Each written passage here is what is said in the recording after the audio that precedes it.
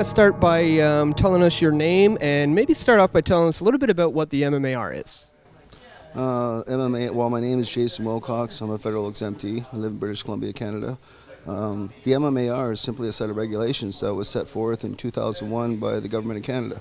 A set of regulations that governed what was known as the Medical Marijuana Access Division of Health Canada, which allowed medical patients like myself to basically have a license, cultivate for yourself, have somebody cultivate it for you, or eventually it was to buy from a federal supply a few years later. Now, changes have been proposed to the program by the government coming very, very soon next month. What are some of the changes that the government is hoping will happen on April 1st? Well, some of the changes, they're quite dramatic. There's a 150 gram buy limit. They're suggesting to remove gardens. Basically, you know, when we say gardens, we're talking about 26 of 28,000 patients in this country choose to grow for themselves or have somebody grow it for them. And they're taking those 26,000 patients and saying no more. And what we now know from the federal documents that have been released, there's only going to be 20 licensed producers. There's only going to be 60 strains available, 60 strains of cannabis.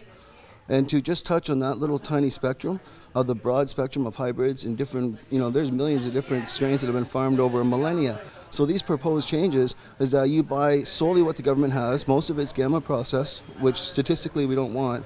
You buy from Prairie Plant Systems Incorporated along those lines, big business, you know, and you get it through a mail order. And most importantly, they're taking away what statistically patients want, which is their gardens and reasonable access to their medicine. And there's certainly nobody that can afford, even at $5 a gram, and Prairie Plant Systems is a good example with their stakeholder statistics, that it's a failed system. Now, a coalition has been formed and to try to combat these issues. Tell us a little bit about the coalition and how that's been going. We've worked on a collective peer empowerment and collective action all of 2012, or the end of 2012, all of 2013. It was all awareness. You know, it was all about raising awareness, and we raised only like 50 or 60 grand. But then came Mr. Conroy serving the government. Well, that changed everything. See, now we've got an injunction coming up on March 18th. The whole battlegrounds, the battle lines have been drawn. We've read the federal government's documents. We've read our documents. You know, we see where the battle lines are. And they're pretty clear on the constitutionality of whether the reasonable right to access will incorporate gardens. We feel it does. Government says 100% in their position it does not infringe on the person's constitutional right to reasonable access or the security of the person. So to take somebody's medication away and force them onto pharmaceuticals, I believe definitely endangers the security of the person, you know, and certainly infringes on the reasonable right to access.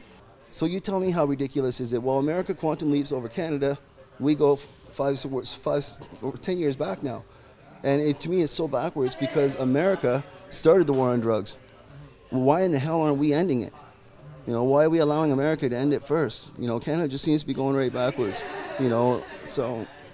Yeah, it's a good question. I mean, why do you think it is that we should be the ones leading the way here, especially having started the medical marijuana program back in 2001? Why do you think we're falling behind in that effort? Les just said it's a good question because this hit us blindsided. If the medical patients win the constitutional right to cultivate cannabis, it sets case precedents and paves the driveway to legalization. The driveway to the house of legalization. If you want to ever grow a plant in this country or Canada, you know, then you should get behind this case because it's going to decide the constitutionality of whether you can actually grow a personal plant in your house called cannabis marijuana. So this is what makes it so important. They're watching us. The American lawyers are helping Mr. Conroy. There's Americans watching us in our Facebook group.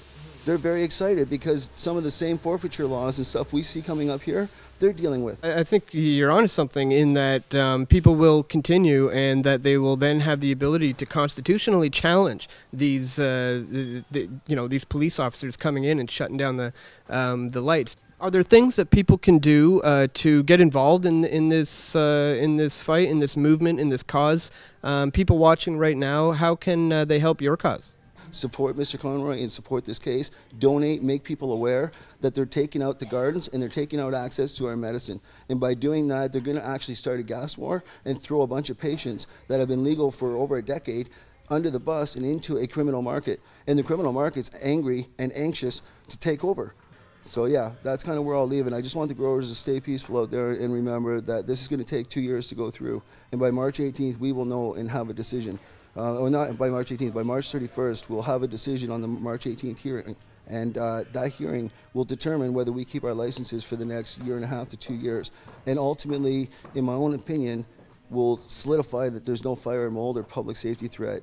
And that in itself is the core of the constitutional challenge that's going to follow after the injunction.